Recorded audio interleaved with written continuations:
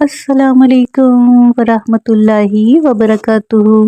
एक नया दिन, एक नई सुबह और एक नई वीडियो के साथ welcome back इस्तगफार official channel. Video का आगाज़ नबी करीम हज़रत मोहम्मद मुस्तफ़ा सल्लल्लाहु अलैहि वसल्लम पर दुरूद पाक से करते हैं।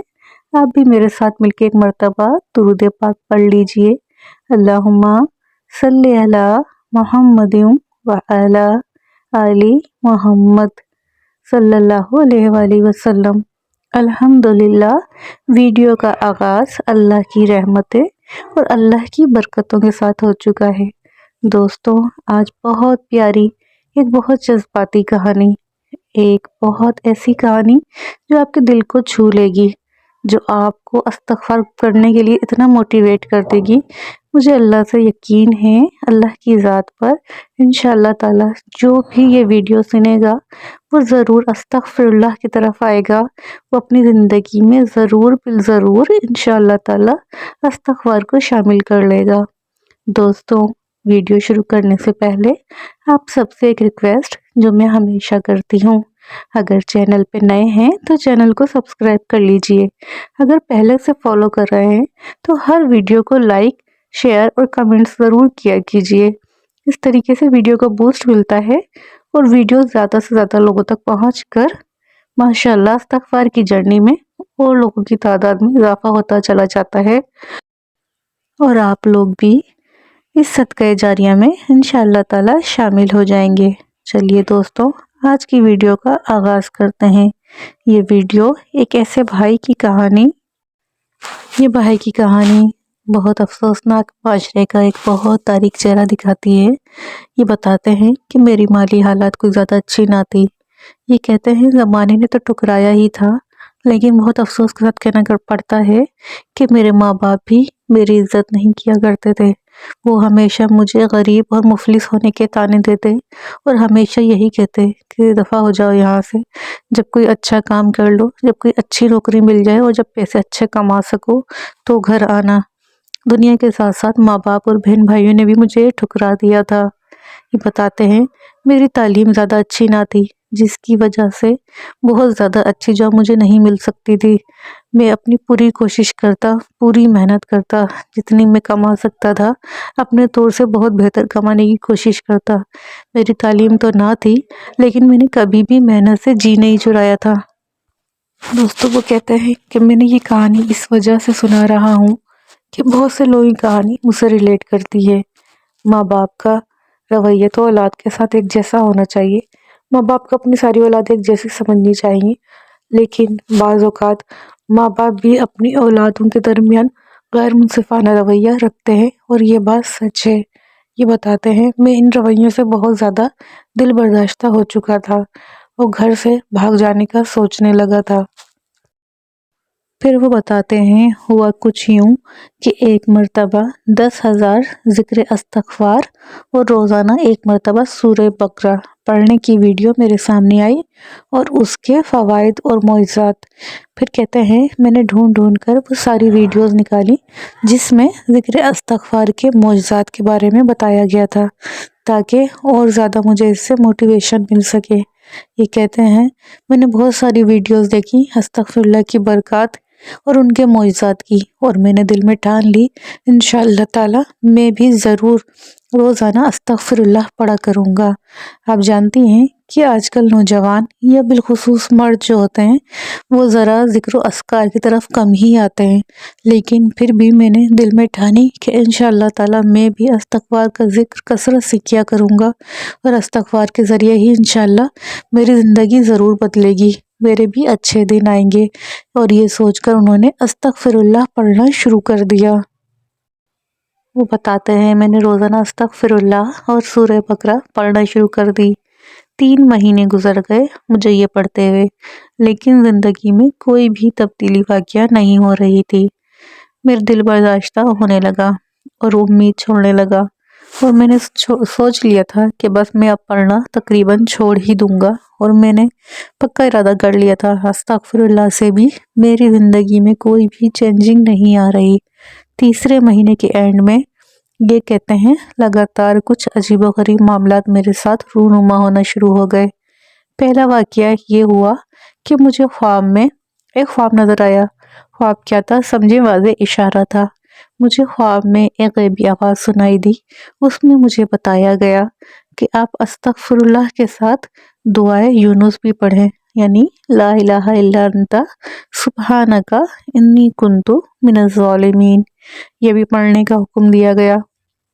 دوسرا یہ ہوا کہ مجھے میرے جو گناہ تھے وہ واضح نظر آنا شروع ہو گئے، یعنی اللہ پاک نے جو میرے خراب اعمال تھے وہ مجھے دکھانا شروع کر دیے، میرے دل میں خیال ڈالنا شروع کر دیا کہ میں استغفر اللہ کے ساتھ یہ اعمال جو ہے وہ کرنا نہیں چھوڑ رہا، شاید اس وجہ سے معاملات سدھرنے کی طرف نہیں آ رہے، میرے گناہ میرے سامنے آئے، جھوٹ، غیبت، چغلی اور بہت سارے ایسے گناہ جسے ہم گناہ سمجھتے بھی نہیں اور اپنی ڈیلی روٹین میں کر رہے ہوتے ہیں۔ تیسری بات یہ ہوئی کہ ایک مرتبہ تہجد کے ٹائم میری خود آنکھ کھل گئی، میں اٹھا اور میں نے تہجد کی نماز پڑھی، اور جب نماز پڑھ کے فارغ ہوا تو میرے اندر میرے گناہوں کی ندامت اتنی زیادہ پیدا ہو گئی کہ میں خوب گڑ گڑا کے اپنے رب کے سامنے رونا شروع ہو گیا۔ میں بہت روتا رہا، اپنے گناہوں کو یاد کر کر کے روتا رہا اور اپنے رب کے آگے توبہ اور استغفر اللہ کرتا رہا۔ خوب رو رو کے میں نے اپنے رب سے اپنے گناہوں کی معافی مانگی، اللہ تعالیٰ کے آگے عاجزانہ اپیل کری کہ میرے گناہوں کو معاف کر دیجئے، میری زندگی میں آسانی پیدا کیجئے، مجھ پہ رحم کیجئے۔ وہ کہتے ہیں کہ عجیب سا سکون اترنے لگا میرے اندر جیسے۔ وہ کہتے ہیں اب آتی ہے حالات کی بہتری کی طرف، یعنی گامزن ہونے کی سٹوری۔ کہتے ہیں 5ویں مہینے یہ ہوا کہ ایک ایسی کمپنی سے مجھے جاب کی آفر ہوئی، یعنی کہ ایسی کمپنی، اتنی بہترین کمپنی کہ جہاں میری جاب ہونے کا تو میں وہم و گمان میں بھی کوئی تصور نہیں کر سکتا تھا، اور وہاں سے مجھے جاب کی آفر آ گئی۔ نہ میں نے اس کمپنی میں اپنی کوئی سی وی ڈالی تھی اور نہ ہی میں نے کسی سے کوئی سفارش کروائی تھی۔ جب میں وہاں گیا، جب میں نے وہ جاب حاصل کری تو میں نے ان سے پوچھا آپ کو میری سی وی کس نے پہنچائی، آپ تک میری سی وی کیسے پہنچی؟ تو انہوں نے بتایا کہ ہمیں ایک دوسری کمپنی نے ریفر کی تھی۔ بہرحال وہ بتاتے ہیں اتنی بہترین جاب، اور جو میں کماتا تھا اس سے تو سمجھے آپ 3 گنا زیادہ ماشاءاللہ وہاں پہ میری سیلری تھی۔ یہ سب استغفار کی برکت تھی۔ پھر وہ بتاتے ہیں کہ میری جاب بہت اچھی ماشاءاللہ چل رہی تھی، کمپنی کا انوائرمنٹ جو تھا وہ بھی بے حد اچھا تھا۔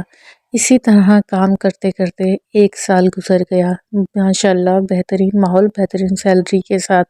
پھر وہ بتاتے ہیں سال کے اینڈ میں کمپنی نے 3 جو ان کے امپلائیز تھے ان کو ایکسیپشنل یعنی ان کے بونس کے لیے چنا تھا، اور وہ کہتے ہیں آپ یقین نہیں کریں گے وہ 3 بندوں میں ایک نام میرا بھی تھا۔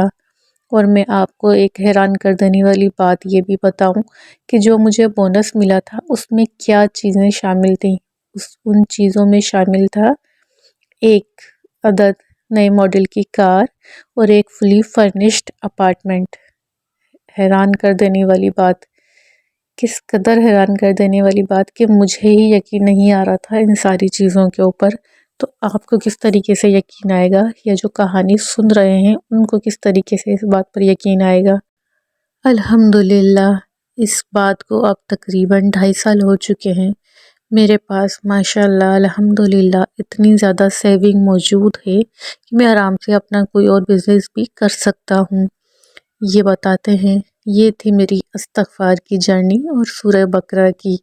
کہتے ہیں کہ استغفر اللہ نے میرے حالات نہ صرف ٹھیک کیے اور اتنے بہترین کر دیے کہ شاید میں ساری زندگی بھی کوشش کرتا تو کبھی اس مقام پر نہیں پہنچ سکتا تھا جہاں استغفر اللہ کی برکت نے، اللہ رب العزت نے مجھے پہنچا دیا۔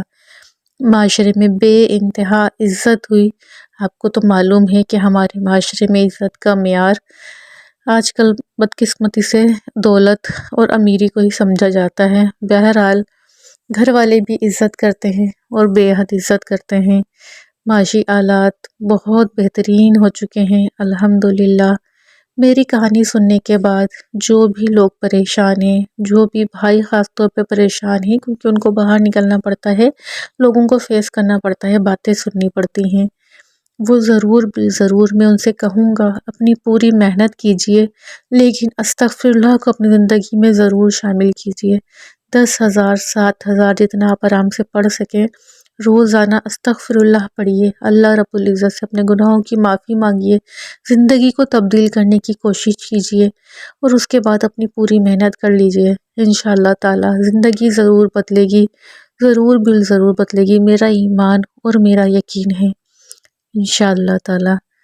دیکھا دوستو آپ نے کتنی پیاری، کتنی دل کو چھو لینے والی یہ کہانی استغفر اللہ کی، اتنی زیادہ موٹیویشن ملی اس کہانی کو سننے کے بعد، تو یقیناً آپ لوگوں کو بھی مل رہی ہوگی۔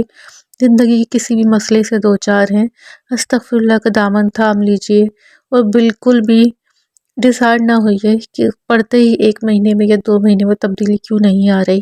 انشاءاللہ تعالی تبدیلی ضرور آئے گی۔ ایسا ہو ہی نہیں سکتا کہ جو استغفر اللہ پڑھے اور اس کی زندگی میں تبدیلی نہ آئے۔ یقیناً تھوڑے معاملات ہمارے بھی خراب ہوتے ہیں، ہم گناہوں کو نہیں چھوڑ رہے ہوتے اور معمولی جان کے کر رہے ہوتے ہیں۔ اللہ رب العزت سے دعا ہے آپ کو بھی اور مجھے بھی اس طریقے سے استغفر اللہ پورے تعظیم اور تکریم کے ساتھ پڑھنے کی توفیق دے جس طرح اس کے پڑھنے کا حق ہے، اور آپ کی زندگی میں معجزے ہوں اور میری زندگی میں معجزے ہوں انشاءاللہ تعالی عز و جل۔ دوستو آج کی ویڈیو کا یہی اختتام کرتے ہیں۔ ویڈیو میں کچھ بھی اچھا لگا ہو تو ویڈیو کو لائک ضرور کیا کیجئے۔ انشاءاللہ ملتے ہیں کسی نیکسٹ ویڈیو میں کسی بہت بہترین میریکل اسٹوری کے ساتھ، تب تک کے لیے اجازت دیجئے۔ اللہ حافظ۔ السلام علیکم ورحمۃ اللہ وبرکاتہ۔